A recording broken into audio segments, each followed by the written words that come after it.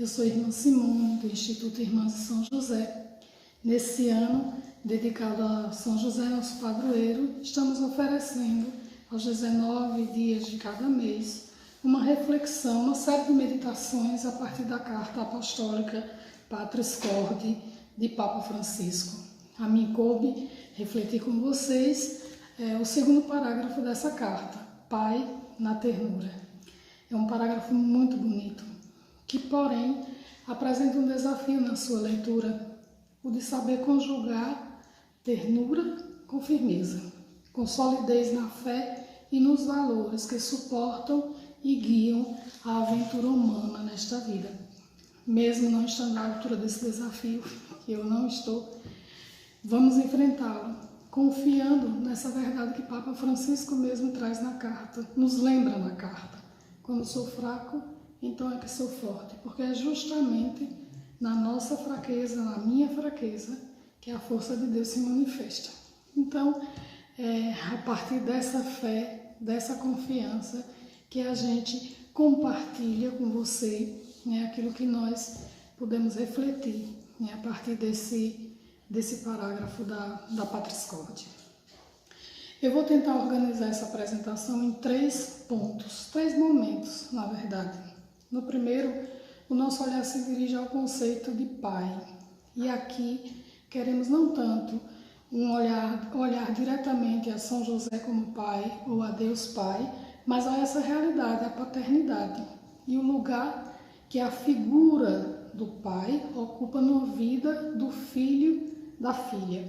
É um olhar, se queremos assim, mais psicológico, porém tendo como pano de fundo a luz que nos vem dessa experiência de fé, dessas 2 imagens de pai, José e o próprio Deus.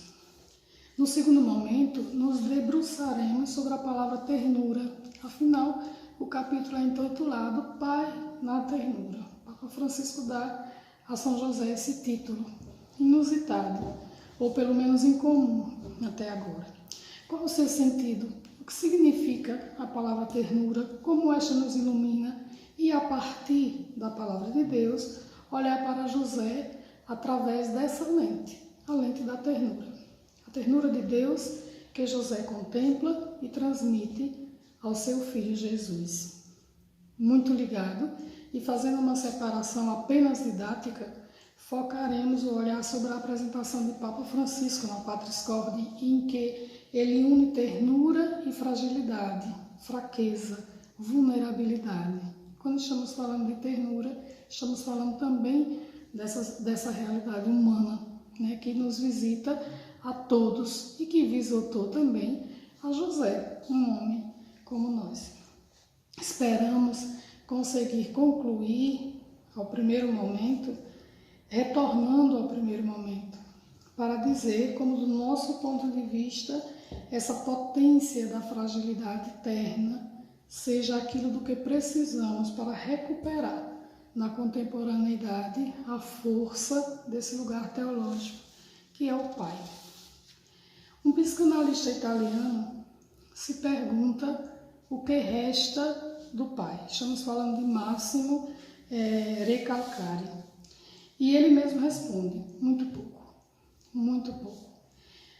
Recalcari desenvolve o seu pensamento recuperando uma expressão do psicanalista francês Jacques Lacan, a evaporação do Pai. Lacan fala de evaporação do Pai. O Pai, nesse quadro da psicanálise, é a figura da interdição. Entre outras coisas, uma vez que nós aqui não seria o espaço para isso e nem temos o tempo para fazer um estudo, um aprofundamento do que significa essa figura no processo de personalização do ser humano, mas, entre outras coisas, ele significa o terceiro, que diz ao infante, você e sua mãe não são uma coisa só. Quando nós nascemos, nós enxergamos a nós mesmos junto com a nossa mãe como uma única realidade, uma esfera única. E mais que isso, o pai, ele vai dizer, tua mãe não te pertence, ela tem outros interesses, outros desejos, outros amores que não é você, somente você. Você é um outro da sua mãe. É a figura da interdição, do não, que vai introduzindo a criança no princípio da realidade, fazendo ela imigrar, né, do princípio do prazer ao princípio da realidade. O Winnicott, um outro psicanalista, dessa vez o inglês, nas pegadas de Freud e de Lacan, vai mais a fundo e nos diz que o pai é aquela figura que, apresentando-se ao filho como o primeiro outro, porque para a criança, como eu já disse, ele e a mãe são uma única realidade, é a primeira figura de alteridade. O terceiro, o primeiro a quem o filho ama de amor não egocêntrico, porque a mãe até aqui ele amava porque era ele mesmo e lhe oferecia aquilo que ele precisava quando ele precisava. Então, o Winnicott diz que o pai é essa primeira figura de alteridade e primeira figura amada, não como um amor voltado para si mesmo, um amor egocêntrico, mas o outro, a quem é preciso abrir-se. E conhecendo essa figura, o filho torna-se um eu, e não só torna-se um eu, mas um eu capaz de amar mais que a si mesmo, capaz de amar um outro eu, uma outra pessoa, uma outra realidade. Embora não possamos ir a fundo, como eu já disse, no legado que essa abordagem nos oferece, resta claro, com essa pouca referência, né, que essa figura do pai ela é essencial na formação da identidade, da composição da personalidade. Pois bem, Lacan, que morreu em 1981, algumas décadas atrás, fala da evaporação do pai. Vejam bem, a palavra é muito forte, né? Outras formas de destruição deixam algum rastro, alguns escombros sobre os quais é possível, se não reconstruir o edifício que caiu, ao menos fazer-se uma ideia daquela construção, de como era aquela construção, de como ela se apresentava. A evaporação não. Aquilo que se evapora desaparece sem deixar rastros, né? A fumaça ela é muito efêmera e ela não deixa rastros atrás de si, e os rastros que deixam são muito fugidios, né? Se acabam muito rapidamente. É muito trágico, é uma realidade trágica. E Recalcati, esse psicanalista italiano de que falamos, diz que a nossa cultura está atuando uma demolição sistemática da figura do pai. Nós rejeitamos, daqui eu não estou falando de fulano que é pai, mas a figura, o conceito, essa imagem em nós. Efetivamente, e aqui eu cito Dom José Tolentino, o pai deixou de ser uma marca de valor para avaliarmos o sentido, deixou de ser um referencial para delinearmos a fronteira do bem e do mal, da vida e da morte. Fecho a citação. Na verdade, nós colocamos o pai sob suspeita. É aquele que trava, né, a realização do nosso, entre aspas, desejo. Depois nós vamos entender o porquê dessa aspa. Não podemos desenvolver aqui uma tese sobre as tantas razões para isso. Uma delas talvez esteja num equívoco do nosso tempo, que confundiu ternura com mimo, com superproteção, com renúncia ao não, com renúncia à interdição, com renúncia ao papel de educador, que é inerente ao papel do pai, à paternidade, fazendo sim com que a figura do pai se diluísse, desonerasse. Eu não sei se essa palavra existe na língua portuguesa formal, ela existe no sertão, no sertanejo. E nós a usamos para dizer, por exemplo, quando a gente coloca um doce no fogo, mas perdemos o ponto, então ele desonera, ele não ganha nem a consistência, nem a aparência, nem o sabor que desejaríamos. Então essa figura do pai posta sob suspeita, ela desonera, ela perde a sua consistência, perde a sua cor, perde o seu sabor, perde o seu papel, né, nessa personalização do filho, mas também o seu papel no conjunto da sociedade. Assim, assistimos a uma recusa da lei, que é apresentada pelo pai. Assistimos à tirania do eu e, ao mesmo tempo, uma grande fragilidade diante da frustração dos próprios desejos, dos desafios que a vida impõe. As novas gerações têm uma grande dificuldade de lidar com a frustração, de lidar com o limite que o viver humano impõe, né, a cada pessoa, né? E aí não é uma coincidência que justamente, também não estou dizendo que essa seja a causa, mas talvez uma das causas sobre as quais podemos, ou se não uma das causas, mas uma indicação sobre a qual precisamos pensar, né? Não é uma coincidência que nós estamos vivendo o tempo da depressão, né? Tantos costumam dizer que nós estamos no século em que a doença do século é a depressão. É sempre o Winnicott que nos diz que viver é difícil e exige, portanto, uma força interna que as novas gerações fatigam em encontrar. Uma força interna que os jovens, que os adolescentes não conseguem agarrar quando se encontram diante de um não, que a sociedade, que a vida traz naturalmente e não vai poder nunca deixar de trazer. Então nós entendemos que é preciso recuperar a figura do pai. Para isso, é preciso superar a oposição que estabelecemos entre lei e desejo. E volto a citar Tolentino.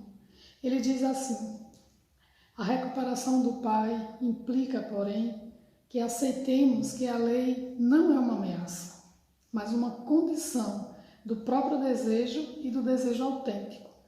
A separação fundadora que o pai simbolicamente estabelece, a separação mãe e filho, gera a falta, mas é a falta que permite desejar, que nos permite ser.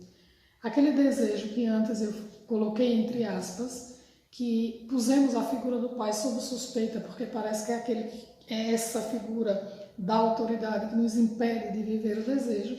Na verdade, esse desejo ele é uma falácia, não é verdadeiro, não é real, porque não se põe sobre a capacidade de viver a falta, a capacidade de sentir a falta.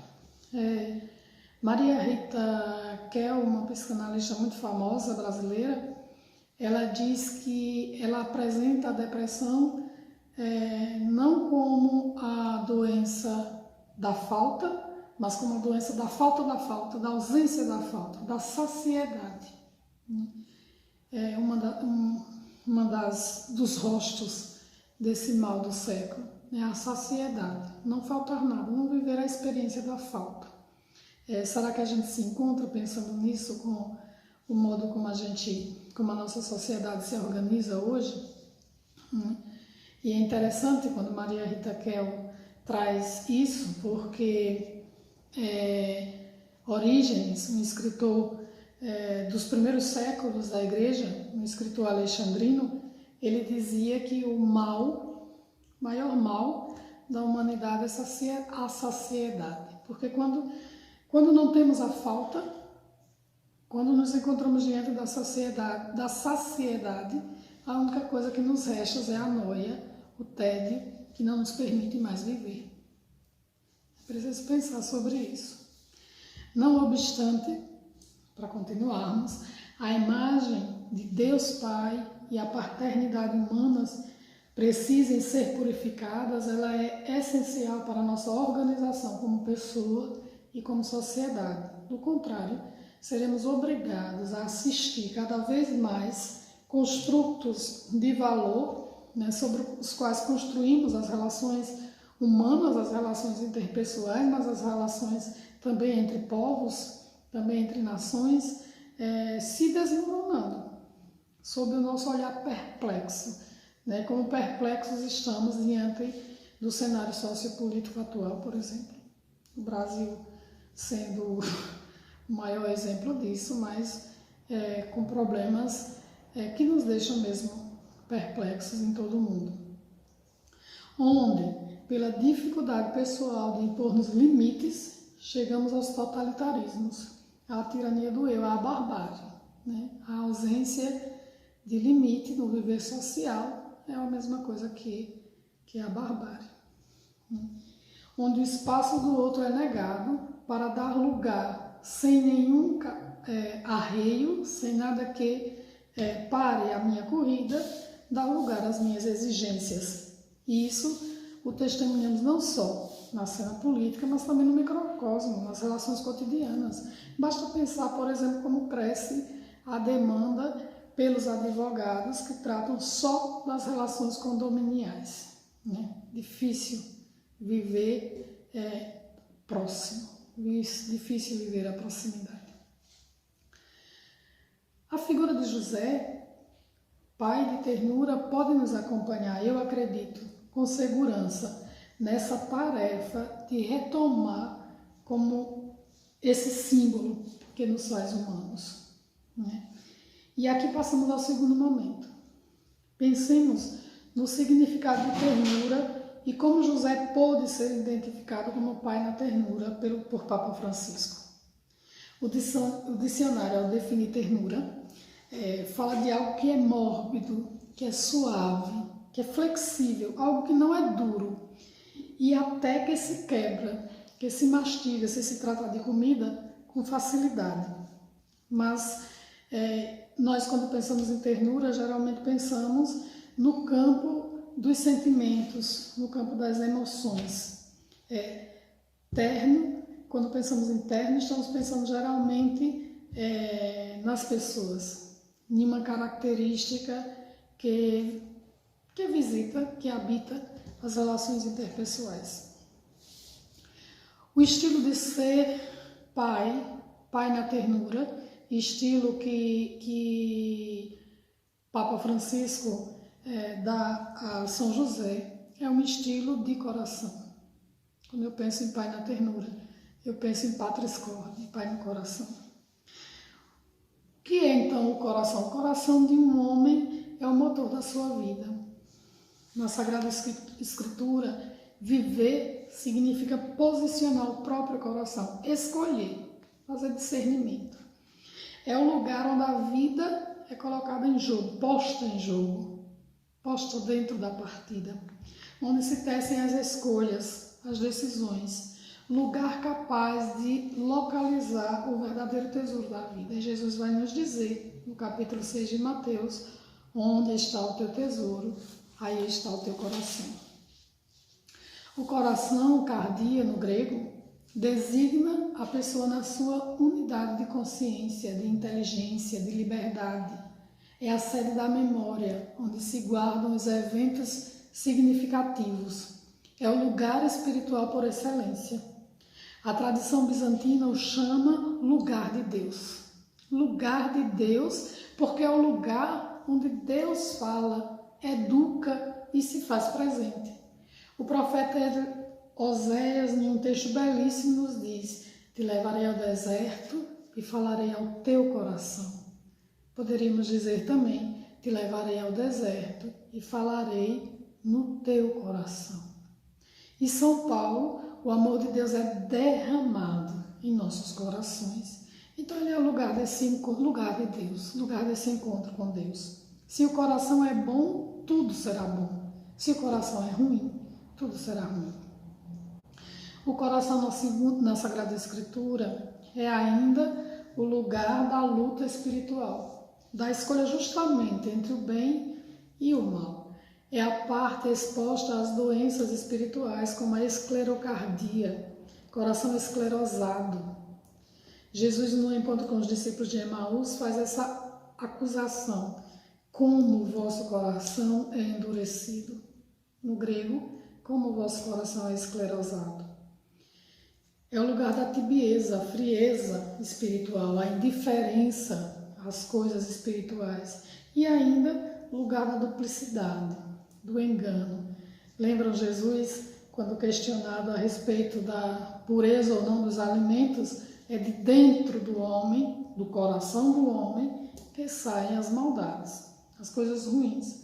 Mas é também de dentro do homem que saem as coisas boas. É também do coração que nasce a busca de Deus. O estilo da paternidade de José diz respeito ao coração, patris corde, pai no coração, e um coração terno, cheio de ternura. O coração de José é o contrário da dureza. Terno, como já dizemos, é o que é mórbido, suave, dócil. Terno é o coração de José porque dotado de docilidade ao projeto de Deus, capaz de deixar-se modelar pelas mãos de Deus. A argila, ela é possível construir com ela os vasos, como a gente lembra no texto do oleiro do profeta Jeremias, me desculpem, porque ela é mórbida, flexível, maleável. É assim o coração de José, capaz de deixar-se modelar pelas mãos de Deus. É flexível, não é esclerosado, não é rígido. A rigidez do ser é algo muito próximo à patologia. Freud, na sua obra Estudos sobre a Histeria, um dos seus primeiros escritos psicanalíticos, falando a respeito de uma paciente, ele diz, enquanto conta o seu acompanhamento, né, faz o caso clínico dessa paciente, ele diz, em uma expressão que eu acho belíssima, a rigidez do seu ser começava a se derreter. A rigidez do seu ser começava a se derreter, equivale a dizer, era o caminho da cura. E o caminho da cura, essa paciente, ela encontra, quando encontra a necessidade de amar e de ser amada, de deixar-se ser amada. O coração de José, ao invés, não conhece a rigidez, ele já é derretido, podemos dizer, por natureza. Ao contrário, José se apresenta como um homem de coração altamente maleável, porque sabe entregar-se, como eu já disse antes, às mãos de Deus, sem opor resistência, confiando-se à laboriosidade criativa do Pai. Com isto, este homem justo de Nazaré resulta altamente disponível à ação de Deus, porque é altamente maleável, altamente disponível à ação de Deus. Esta docilidade lhe permite fazer espaço dentro de si para Deus Pai.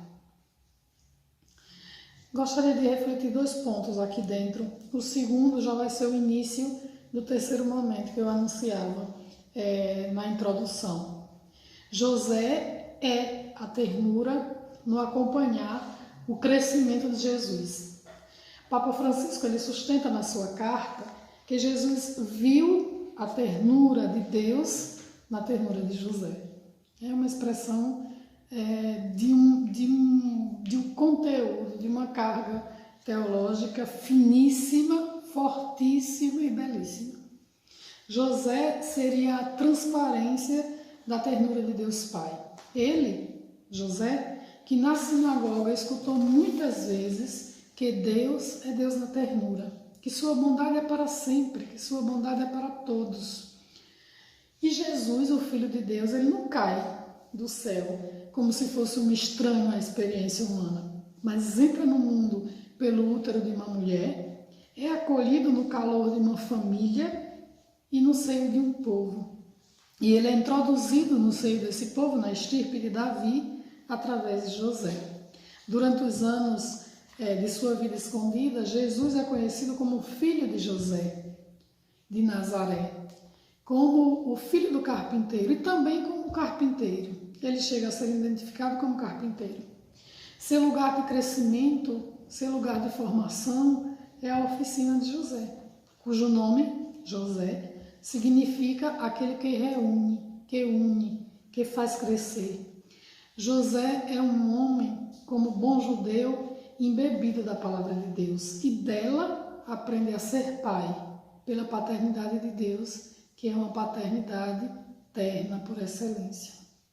Jesus, ele cresce em sabedoria, estatura e graça diante de Deus, diante dos homens e diante de José.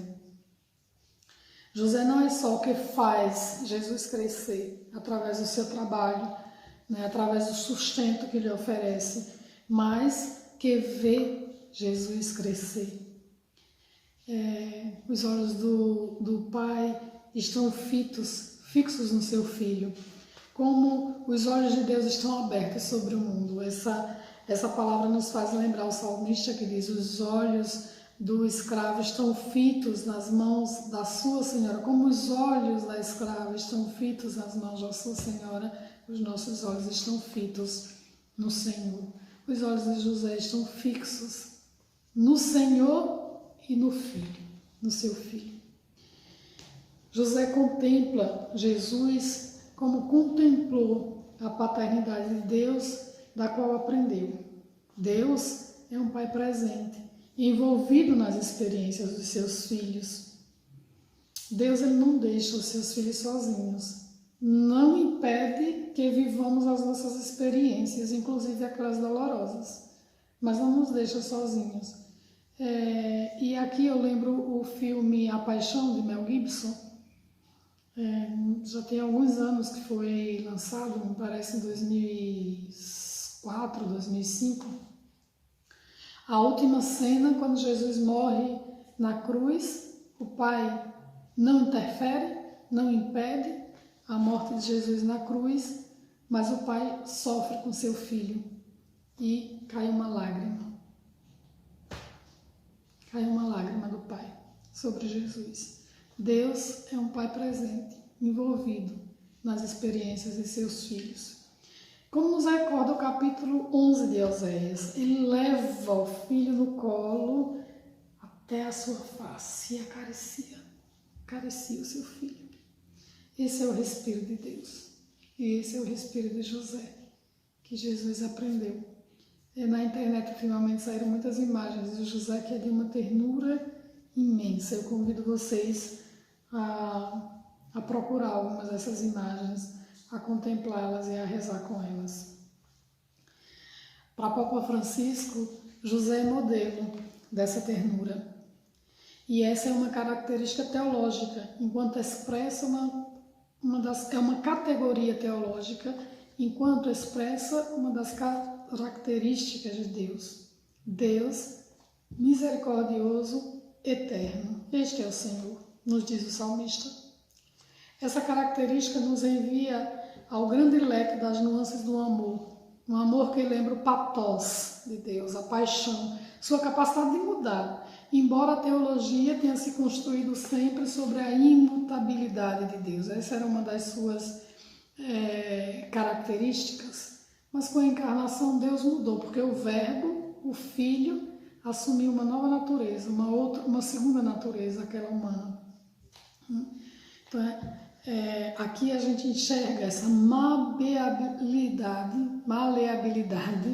essa ternura do próprio Deus, seus sentimentos, sua participação na vida e na aventura humana. É uma síntese terna do rosto de Deus, amorosamente envolvido conosco, envolvido com o nosso viver, envolvido com os nossos sonhos, com as nossas paixões, com o nosso pathos também.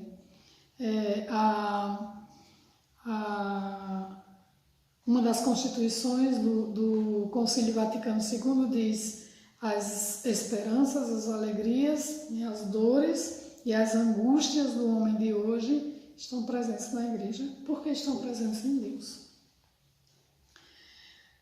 Mas é também, justo por isso, exatamente por isso, uma característica do amor humano, né, que se espelha, que é a imagem do amor de Deus. É incentivo à comunhão com os outros. Ternura é o estilo de quem tem o coração aberto, que não se defende, que não se preocupa consigo mesmo, que não quer estar ao centro da atenção, mas sabe deixar espaço para o outro. É preciso que ele cresça e que eu diminua. É a forma mais madura de amor, que não prende os outros, mas o promove para deixá-lo ser, nascer no humano, aquilo que ele pode ser. E aqui nós entramos no terceiro momento da nossa reflexão,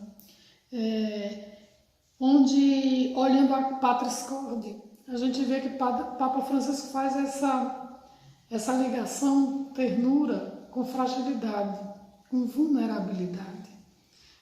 Não teria sido uma imagem que me viria assim naturalmente na cabeça, mas Papa Francisco justamente porque, como vimos, o significado da palavra ternura nos leva a isso.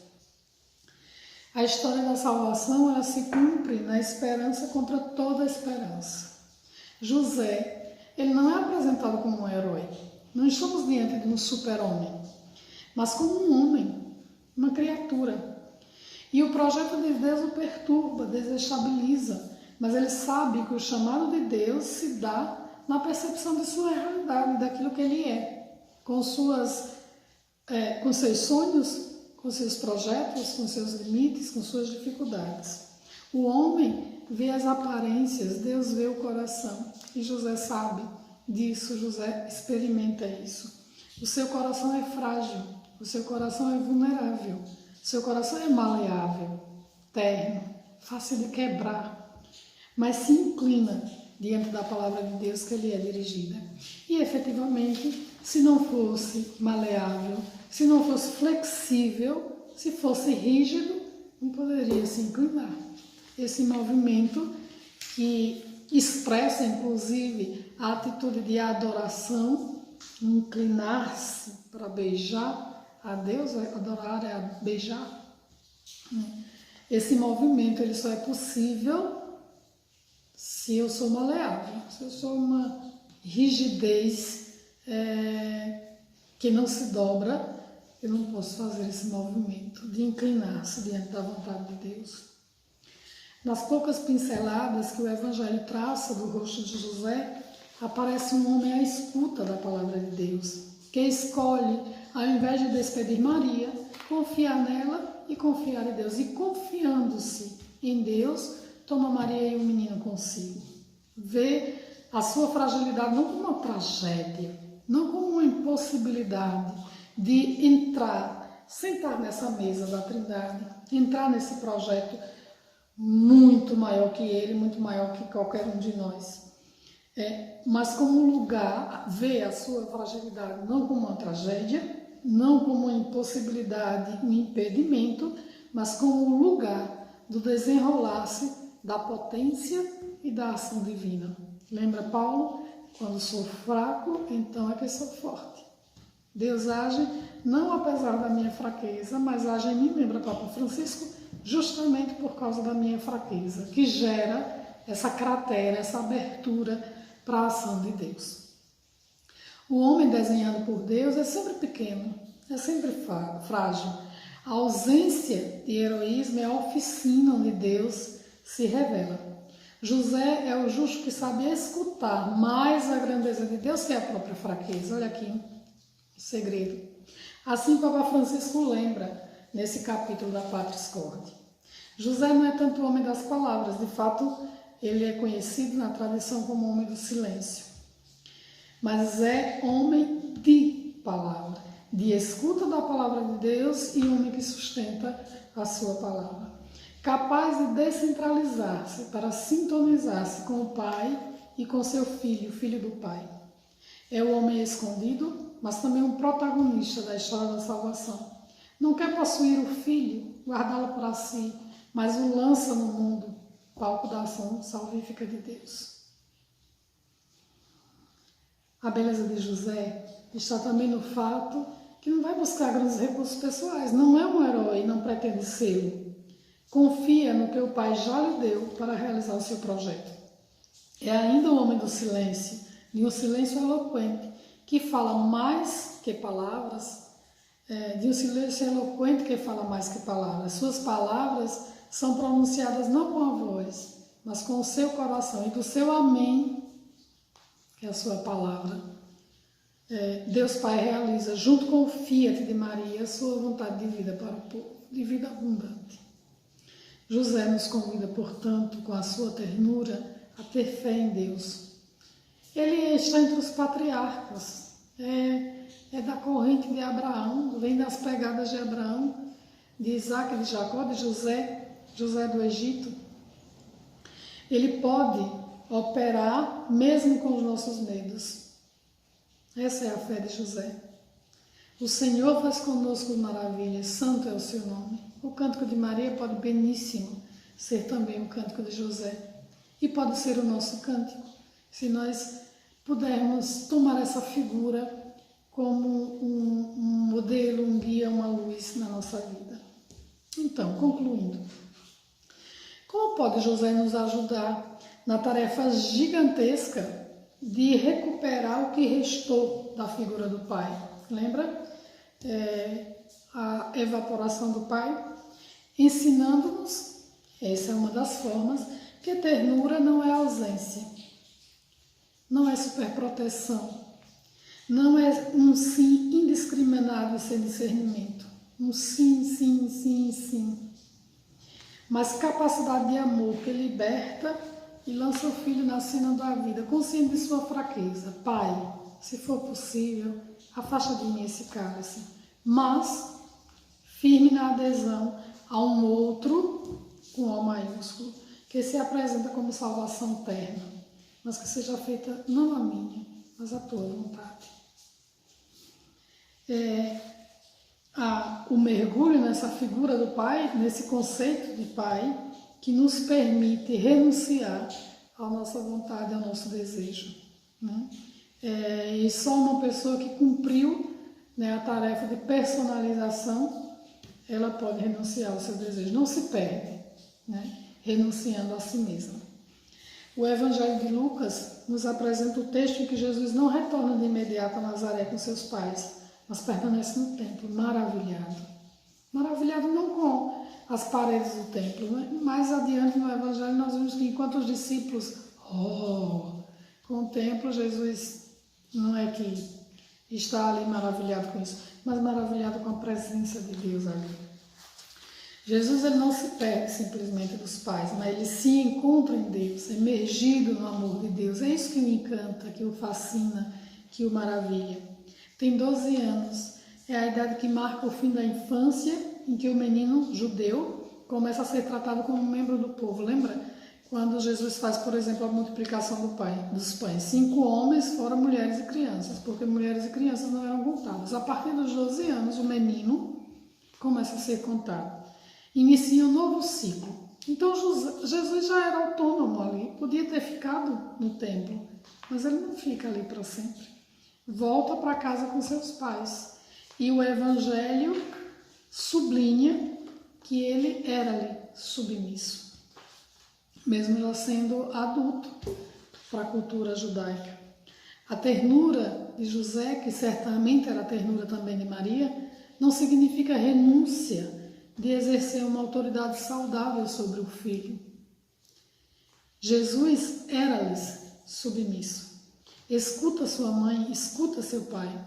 Ouvir na Bíblia é o mesmo verbo de obedecer, ou audire, obedecer, ouvir. A autoridade exercida bem, exercida com ternura, ela não esmaga o filho, mas o emancipa. E esse é um caminho que nós precisamos fazer nessa tentativa de recuperação da figura do pai. Logo que a carta Patris Corde saiu, para mim foi muito forte esse desejo, esse augúrio, esse voto, né? Que essa reflexão a partir dessa carta nos ajude a nos empenharmos nessa tarefa de recuperar a figura do pai na vida de cada filho, cada filha que nasce, né? De recuperar essa imagem que nos permite ver o outro, que nos permite enxergar o outro, que nos permite que o outro nasça em nós e que não sejamos pequenos, porque sempre pequenos tiranos diante da vida, diante das pessoas, diante do outro, especialmente diante do mais fraco, fragilizado. José ele pode nos ajudar nessa tarefa, que ele nos seja para nós e para os pais do nosso tempo esse modelo, que possam ser pais na ternura, como Pai do céu, como São José, nosso querido Pai. Obrigada por esse tempo de escuta, espero que, não sei se alguém conseguiu acompanhar até aqui. Se sim, muito obrigada, desculpa a falta de manejo com essas tecnologias, eu tive que escrever o texto, senão eu iria me esquecer do que eu pretendia dizer, né? E aí não consegui ter a desenvoltura desejada, mas acho que podemos partilhar, né, aquilo que foi uma das minhas meditações, né, a partir da Patriscórdia. Muito obrigada, com as bênçãos e a companhia de São José.